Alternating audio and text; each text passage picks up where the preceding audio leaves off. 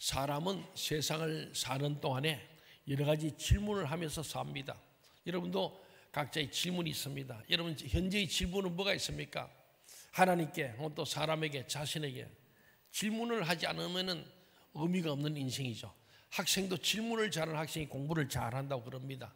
그렇습니다. 그리고 사람이 무엇을 질문하는가에 따라 그 사람의 수준과 그 사람의 가치관을 알 수 있다고 합니다. 그렇습니다. 어떤 질문하냐 참 중요하죠. 그 아이들의 질문 속에 이 아이가 뭐에 관심 있는가를 이제 보게 되는 것처럼 우리 모든 사람이도 이 무엇을 질문하는가가 그 사람의 수준, 그 사람의 가치관을 알 수 있습니다. 오늘 본문은 예수님과 제자 일행이 길을 가던 중에 나면서부터 맹인된 우리 사람에 만나게 됐다죠. 그 모습 보면서 제자들이 예수님께 이런 질문을 했어요. 2절 말씀이죠. 같이 한번 볼까요? 2절 시작. 제자들이 물어 이르되 라삐여 이 사람이 맹인으로 난 것이 누구의 죄로 인함이니까 자기니까 그의 부모니까. 예, 이 제자들의 이 질문 속에는 어떤 전제가 깔려 있는 거예요. 어떤 전제가 깔려 있습니까? 죄. 그 사람이 소경된 것은 죄 때문이라는 전제를 깔고 있는 거예요. 단정입니다. 이는 분명히 죄 때문이다. 다만 누구의 죄냐? 자기 죄냐? 부모의 죄냐? 이것이 문제로다. 이렇게 생각한 거예요. 욥기를 보면 욥의 친구인 엘리바스가 가졌던 생각도 바로 인과응보, 누구의 죄 때문에 이런 불행이 왔다라는 생각. 욥이 고난은 너의 죄 때문이다 이렇게 생각한 거예요. 그래서 이스라엘 백성들은 나병, 이것도 보면 나병이라면 옛날에는 문둥병이라는 성경, 옛날 성경 문둥병이 나왔어요. 듣기 싫다고 하는 문둥병을 나병이라고, 또 다른 성경 한센시병이라고 이렇게 이제 바꿨는데 뭐 그 말입니다. 어쨌든 이 나병 환자를 볼 때도 절대로 불쌍히 안 여겼어요. 왜냐하면은 오히려 정죄했습니다. 아, 저 사람은 죄가 많기 때문에 문둥병 들어서 됐다는 겁니다. 얼마나 큰 죄를 지었으면 문둥병이 걸렸겠느냐. 천형 하늘의 벌을 받았다.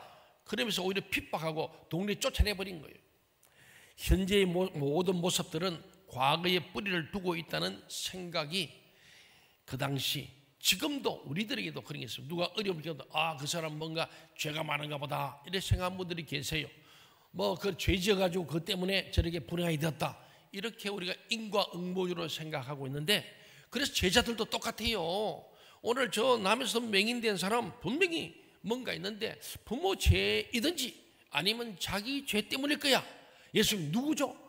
A, B, 1번, 2번 이 중에 답해보세요. 그런데 예수님은 오늘 전혀 다르게 말씀하는 거예요. 사람들은 늘 과거의 뿌리를 많이 두고 과거에 대한 생각을 많이 하는데, 그러다가도 안 되면요, 과거의 원인을 찾다가 못 찾으면 뭘 하냐면 우리 한국적인 상황에서는 전생에 죄가 많아서 그렇다. 전생에. 여러분 전생에 죄가 없어가지고 예수 믿고 이렇게 예배당에 온 것 같습니까?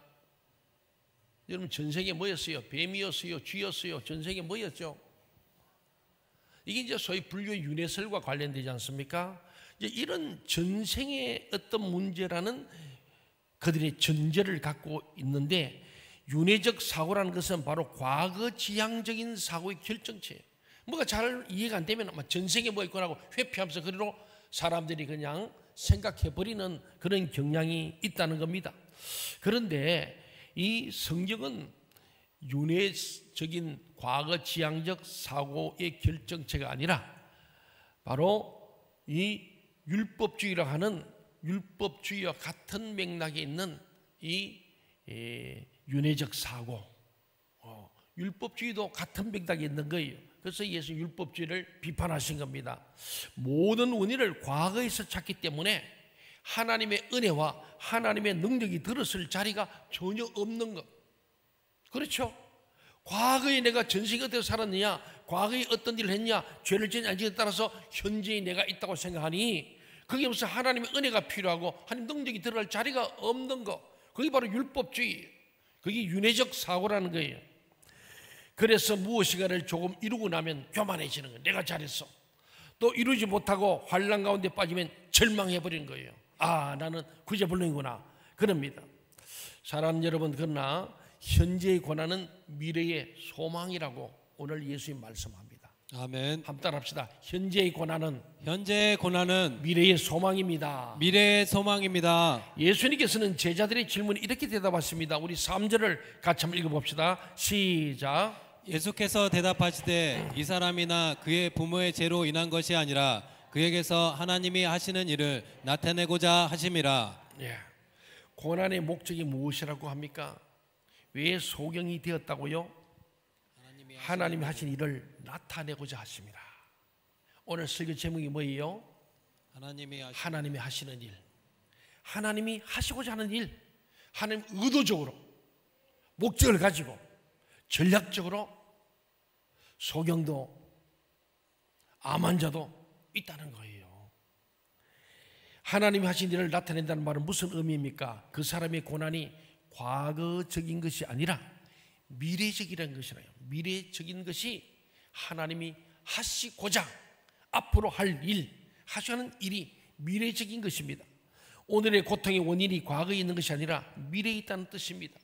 현재의 고난이 과거의 업보가 아니라 미래를 위한 소망의 씨앗이라고 선언하고 있는 것이 예수님의 대답이에요.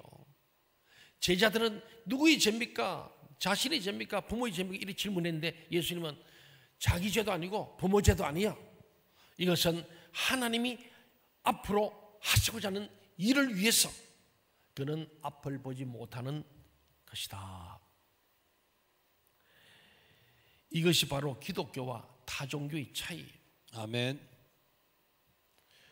불교 윤회전을 한다면은 과거가 중요하고 또 현재가 중요해요. 그래 내가 미래가 좋아진다는 거 아닙니까? 전생에 내가 잘 살았으면 지금 잘 살고 지금 힘들어도 내가 지금 잘 살면은 앞으로 다음 세대에 내가 잘 살 것이다. 근데 오늘 예수님이 그렇게 말씀하지 않고 이것은 현재의 고난은 과거의 업보가 아니고 미래를 위한 소망의 씨앗이다. 아멘. 그래서 예레미야 29장에 예수님께서 이것은 과거 너희들의 잘못도 있지만은 그것은 재앙이 아니라 결국 하나님이 이 너희들이 범죄하고 불평음망했지만은 그럼에도 불구하고 너희들을 향하여 내가 회개하고 돌아오면은 너희는 다시금 미래와 희망을 주려는 것이 내 본심이다. 동의하십니까? 아멘. 그 말씀과 연결되는 거예요. 예를 들어 보겠습니다. 한 고학생이 밤을 새워 가면서 일하면서 열심히 공부합니다. 이것이 그 사람의 죄의 결과일까요? 어떤 학생이 시험 때마다 새벽 2~3시까지 열심히 공부합니다. 이 아이는 전생에 죄가 많아서 그렇게 공부해야 합니까? 아닙니다. 그 사람의 현재의 고난은 수고와 땀과 눈물은 미래를 위한 것 아니겠습니까? 이것이 미래적인 시각이에요. 여자가 해산의 고통을 당하는 것이 과거의 죄가 많아서 그렇습니까? 아니지 않습니까? 미래의 생명을 위한 진통입니다. 그 고통 다음에 내 귀한 아들과 딸이 생기기 때문이죠. 이것은 미래를 위한 의미 있는 고통입니다. 동의하십니까? 아멘. 예. 그러면 이 맹인이 왜 맹인이 되었습니까? 과거 때문이 아니라 미래를 위한 것이라는 거예요. 이것이 예수님의 대답입니다. 하나님의 일을 나타내고자 맹인이 되었다는 겁니다. 하나님께 영광 돌리기 위해서 맹인이 되었다는 것입니다. 미래에 하나님께 영광을 돌리기 위한 한 가지 방법이었다는 것이 성경적 시각입니다. 우리는 늘 성경적 시각이 중요합니다. 성경적 시각을 가지려면 성경을 알아야 돼요. 여러분 성경을 매일 읽으시길 바랍니다. 아멘. 성경 덮어놓으면 성경적 시각이 아니고 인간적 시각밖에 없어요. 그래서 불평원망하고 부정적이 되고 절망하는 거예요. 희망이 없는 거예요. 미래가 없는 거예요. 과거에 자꾸 우리는 돌아보는 거죠. 과거 지향적이 되는 거예요. 그렇습니다. 수세기 동안 죄인들을 가두는 곳을 형무소라고 했어요. 형무소. 그렇죠. 우리도 형무소라 했잖아요. 그런데 오늘보다 나은 내일을 해서 가는 사람들은요, 그리스도의 복음이 들어가면은 사람들의 사고의 틀이 바뀌게 되는 거예요. 과거 지향적인 믿음에서 미래 지향적인 믿음으로 바뀐다는 거예요. 오늘 예수 믿는 건요, 오늘보다 나은 내일을 기대하면서 사는 것이 예수 믿는 거예요. 아멘. 축복의 하나님을 기대하면서 사는 것이 예수 믿는 거예요. 아멘. 여러분 개인도 가정도 자녀도 우리 교회도 이 민족도 오늘보다 나은 내일을 기대하는 여러분 되시길 바랍니다. 아멘. 왜? 하나님은 하나님 하시고는 이런 미래에 더 나은 미래를 주시는 하나님의 본심이기 때문에 그래요. 우리 교회도 여기서 멈추는 게 아니에요. 건국동 시대에서 이렇게 더 좋아진 게 있지만 여기서 안 좋아하면 안 돼요. 이게보다 더 나은 내일을 바라보고 가야 할 줄로 믿습니다. 아멘. 그게 하나님이 하시고자 하는 일이에요. 베드로가 왜 예수님으로부터 책망받았냐? 방금 칭찬받았어요. 너는 반석이다. 바로 이 반석이 내 교회를 세운다 그랬더니 예수님이 베드로가 예수님이 십자가 지는 걸 방해할 때에 그러잖아요. 예수 십자가 지는 것은 죽으러 가는 게 아니고 죽음 이후의 부활, 오늘부터 더 나은 미래, 십자가를 넘은 부활이 있는 거예요. 그걸 위해서 가는데 베드로는 죽는 것만 생각한 거예요. 그래서 예수님이 이 사탄아 물러가라 그런 게 아닙니까? 왜 사탄이냐? 너는 하나님이 하시고자 하는 일은 생각지 않고 네가 하고 싶은 일만 생각하지 그런 거예요. 여기서 우리는 성경적 시각으로 바뀌느냐 안 바뀌느냐, 복음의 사람인가 아닌가가 결정나는 겁니다. 이 19세기에 이 유럽에서 정말 영국에 특별히 복음의 열풍이 막 들어가니까 영국에서 제일 먼저 이 복음이 들어오는 순간에 이 사고의 틀이 바뀐 거예요. 그 대표적인 형무소라는 이름을 교도소로 바꾸게 됩니다. 형무소라는 말은 여러분 잘 아시죠? 죄의 대가를 치르는 것이 형무소예요. 너는 죄 지었으니 벌 받아라. 이게 형무소입니다. 형을 의무적으로 받는 것입니다. 예, 벌 받는 것, 죄의 대가를 치르는 것이었죠. 그런데 인과응보 개념입니다. 이게 아까 얘기한 것처럼 너는 죄 지었으니까 그 죄 때문에 벌 받아야 돼. 이런 것이 형무소였습니다. 미래적이 않습니다. 과거적이죠. 그런데 19세기 영국에 복음의 열풍이 들어오면서 이 복음이 형무소를 교도소로 바꾸게 됩니다. 많은 사람이 복음이 들어오면서 이제는 형무소가 아니라 교도소가 돼야 한다. 교도소는 뭡니까? 사람을 교화시켜서 새 사람을 만드는 곳, 그게 교도소 아닙니까? 예, 사람을 교정시켜 교화시켜서 바르게 인도한다는 게 교도소입니다. 형무소와 교도소는 개념이 천지 차이였습니다. 교도소는 응징이 목적이 아니라 변화가 목적이에요. 다시 말해서 죄의 대가를 치르는 것이 목적인 형무소와 달리 교도해서 새 사람으로 만들겠다는 것이 교도소의 개념입니다. 오늘 보면은 이 진흙 사건이 나는데 진흙이고 복음이야. 진흙을 발랐더니 눈이 뜨여가지고 복음이 들어가니까 눈이 확 열려가지고 진리를 알게 되는 거예요. 진리를 하니까 자유해지는 거예요. 못 보는 사람은 복음이 아직 들어가지 않으면 볼 수가 없어. 복음이 눈이 열리고 귀가 열려야. 그래서 진흙을 발랐더니 눈이 열린 것처럼 우리가 복음은 시각의 변화, 청각의 변화, 우리의 감각의 변화가 일어나는 것, 이것을 거듭났다 그런 거예요. 우리는 복음으로 거듭나서 우리 성경적 시각과 하나님의 시각으로 우리는 변화되기를 간절히 소원합니다. 아멘. 그래서 우리 성도에게 믿음의 말씀이 들어가면 시각이 이렇게 변화가 됩니다. 똑같이 고난을 당하고 똑같은 일을 당해도 해석하는 방법이 달라요. 태도가 달라고요. 미래를 대하는 방법이 달라지는 거예요. 여러분이 그렇게 되길 바랍니다. 아멘. 예. 그게 안 되면은 예수하면서 똑같아요. 세상과 똑같아요. 어떤 문제를 해결할 때에 세상 사람 해결과 똑같아. 우리는 복음이 들어가면은 이 해석이 방법이 해석이 달라지는 거예요. 해석을 다르게 하는 거예요. 하나님은 우리를 불행으로 이끄는 분이 아니고 우리를 잘되게 하고자 하시는 게 하나님의 뜻인 줄로 믿습니다. 아멘. 하나님이 하시고자 하는 일, 눈먼 맹인을 보게 하시려는 하나님의 뜻이, 그 하나님의 영광을 돌리게 하는 거예요. 사랑하는 여러분, 우리는 이런 하나님의 사람으로 변화될 수 있기를 간절히 소원합니다. 아멘. 욥기 23장 10절을 보니까 그가 단련하신 후에는 내가 정금같이 나오리라 그랬잖아요. 우리 가는 길을 주님이 아시는데 그가 나를 단련하신 후에는 나를 정금같이 나오게 하리라. 여러분, 이 말씀 가운데 강조점이 어디 있을까요? 단련입니까? 정금입니까? 네? 아까 일부 때는 단련이라 그랬어요. 대다수가. 그래서 우리가 다수기를 했으면 단련으로 갈 뻔인데 진리는 다수길이 아니에요. 하나님이 보시는 것은 단련이 강조가 아니고 목표가 아니고 점검입니다. 단련은 과정이죠. 그걸 통해 점검같이 빛나게 하시는 거예요. 우리에게 많은 고난이 있는 과정이고 결과는 하나님이 우리 축복을 주시는 거예요. 이게 바로 하나님이 하시는 일이에요. 맹인된 것은 과정이고 눈을 뜨는 것은 하나님의 하시는 일이 눈을 떠서 봄으로 하나님께 영광 돌리게 하는 거예요. 그 사람을 통해 수많은 영혼이 주께로 돌아오게 하는 거예요. 나는 잘 모르지만은 그가 나를 눈을 뜨게 했다. 그거는 분명하다. 그것 때문에 수많은 사람이 그가 누구야? 예수. 결국은 하나님께서 영광을 받으시는 일인 줄로 믿습니다. 아멘. 그렇습니다. 미래의 정금같이 만들기 위하여 우리의 고난도 주시고 단련도 주시는 거예요. 단련이 목적이 아닙니다. 우리는 단련에 거기에 묶여서 거기 목적이고 거기에 빠져버리는 거예요. 우리에게 문제를 줄 때 문제에 빠지지 말고 문제를 해결하는 미래지향적 성경이 말하는 참된 믿음을 갖는 하나님 백성들이 다 되시기를 주의 이름으로 축원합니다. 아멘.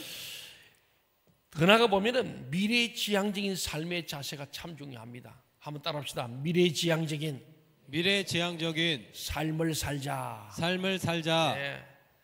저는 목회하면서 한 번도 과거 지향이 없습니다. 미래지향입니다. 항상 앞을 보고 합니다.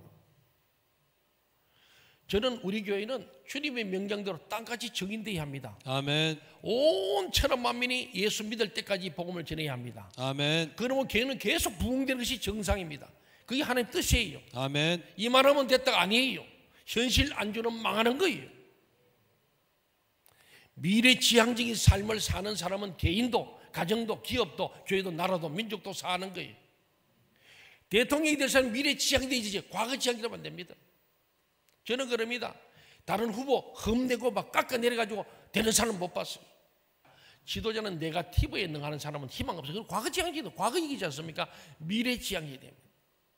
개인도 가정도 교회도 지도자도 백성도 미래지향이 될 때 그 공동체 그 나라가 사는 겁니다.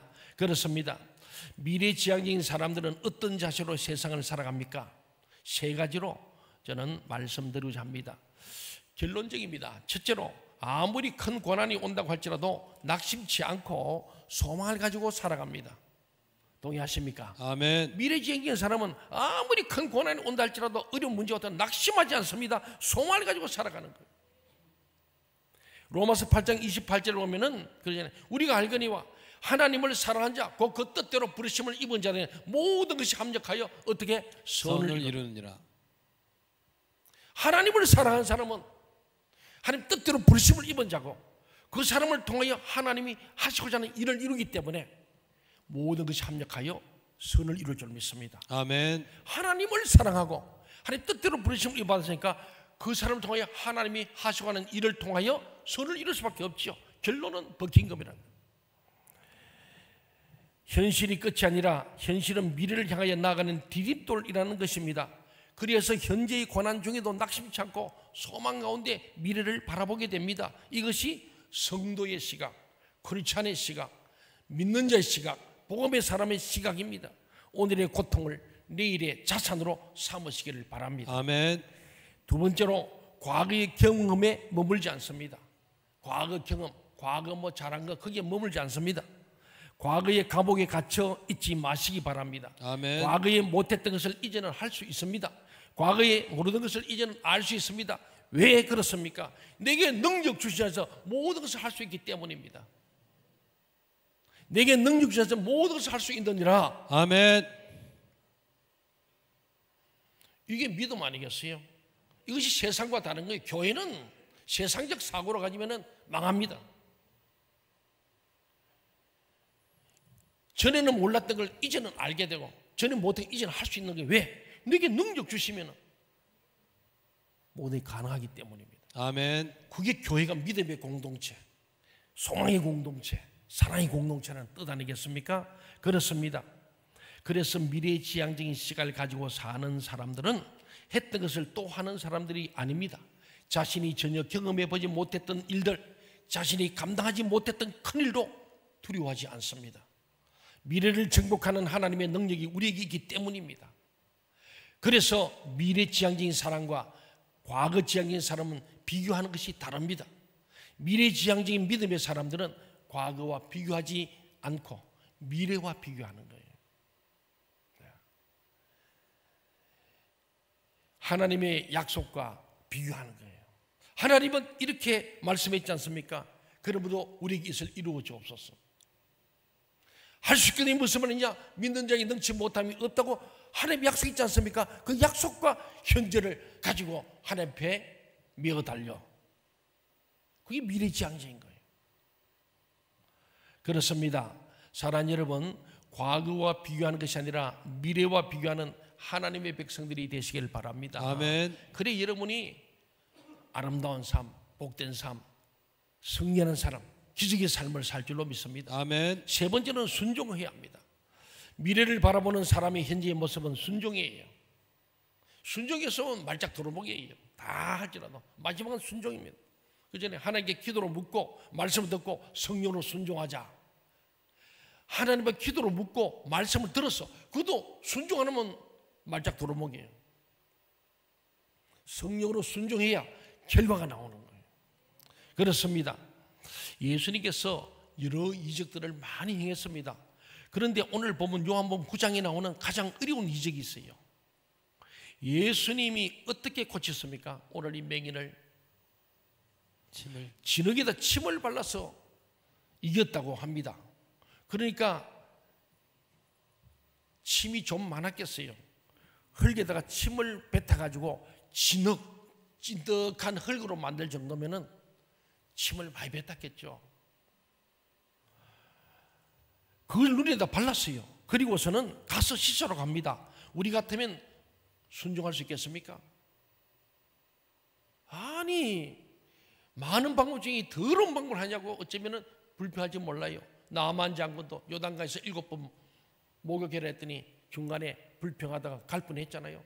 근데 그 여종이 끝까지 한 김 한 번만 더 하세요. 한 번만 더. 그리고 7번 나오니까 6번째까지는 아무런 변화가 없어가지고 절망할 수가 없어. 포기할 수 있는데 7번째 순종. 7번이라는 순종. 70번에 7번이라도 순종해. 그게 안 되니까 불순종은 결국 불행을 낳는 거예요. 불순종은 결국 불신앙을 가져온 거죠. 오늘 우리는 이 순종의 영성이 제일 중요한 거예요. 사랑하는 여러분, 오늘 보면 요한 9장의 이 사건을 보면서 참 순종이 어려운 일을 했습니다. 그렇잖아요. 정말 이상한 방법을 들었어요. 예를 들어서 손을 그 손에 대고 안수기도 한다면 그럴듯하지 않겠어요?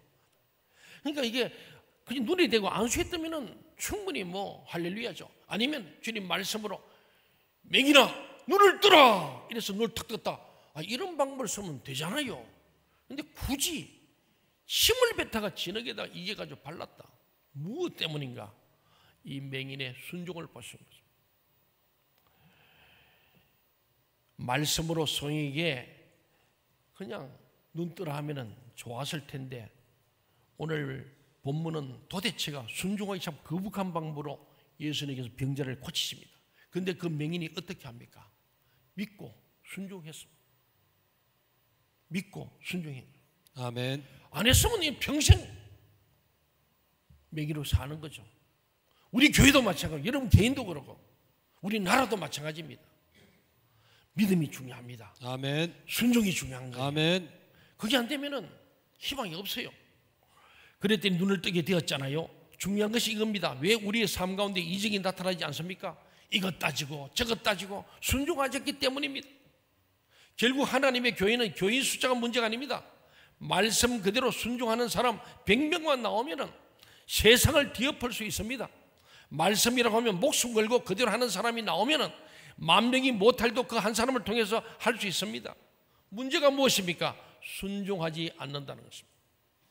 지금 말씀을 준비하면서 참 지나온 우리 27년의 생명동천교회 저희 목회 여정을 한번 쭉 돌아봤습니다. 오늘 여기까지 올 수 있는 건 참 하나님의 특별한 은혜다. 그 은혜의 핵심이 뭐가 있는가? 순종이다. 제가 이 교회 올 때도 하나님 앞에 순종했습니다. 왜? 우리 교단도 아니고 저 올 수 없는 교회였습니다. 그러나 제가 신학을 하기로 결단할 때 하나님 이제는 제 뜻대로 주님 뜻대로 순종했습니다. 그 말 때문에 올 수 없는 분소교단, 저는 우리나라의 최고의 장정의 통합교단 목사거든요. 장로의 신학대학을 졸업하고 통합목사로서 강남에 있는 서울교회는 큰 교회에 부목사로 있던 사람이 지금은 아산이 좋은 놈이 그때는 시골이죠. 이거 뭐 깨어져가는 교회에 내가 올 이유가 없습니다. 안 오셨대요. 올 수 없는 교회죠. 아무도 안 오셨습니다. 다 반대했습니다. 제가 하나님의 말씀 약속을 내가 서운한 약속을 지키기 위해서 순종했기 때문에. 순종했기 때문에. 우리 또 성도들이 저를 통하여 많은 비전을 제시할 때 순종했기 때문에 오늘의 생명샘 동청회가 이렇게 된 줄로 믿습니다. 아멘. 저는 그래서 그때 우리 모든 교회 지도자들, 평신도 지도자들과 성도들이 너무 감사한 거예요. 하나님은요 돈으로 일하는 건 아니고 오늘 하나님이 하시고자 하는 일을 하십니다. 맹인도 눈을 뜨게 하시는 하나님의 미래지향적 뜻이 있는 거예요. 사랑하는 여러분, 오늘 우리가 순종하지 않는 게 제일 문제죠. 우리 하나님 말씀하시면 성령의 인도 따라 순종하는 저와 여러분 되길 바랍니다. 아멘. 우리는 하나님의 말씀에 전폭적으로 순종하는 성도가 되어야 할 것입니다. 듣는 것에 머무는 것이 아니라 듣고 난 다음에 믿음으로 순종할 때 그 사람을 통해서 이적이 나타납니다. 그러므로 미래의 땅이 우리에게 있습니다. 그러나 누가 그 미래의 땅을 차지합니까? 바로 지금 순종하는 자입니다. 하나님이 하시고자 하는 일을 하는 우리 모두가 되어짐으로 기적을 목도하기를 주의 이름으로 간절히 소원합니다. 아멘.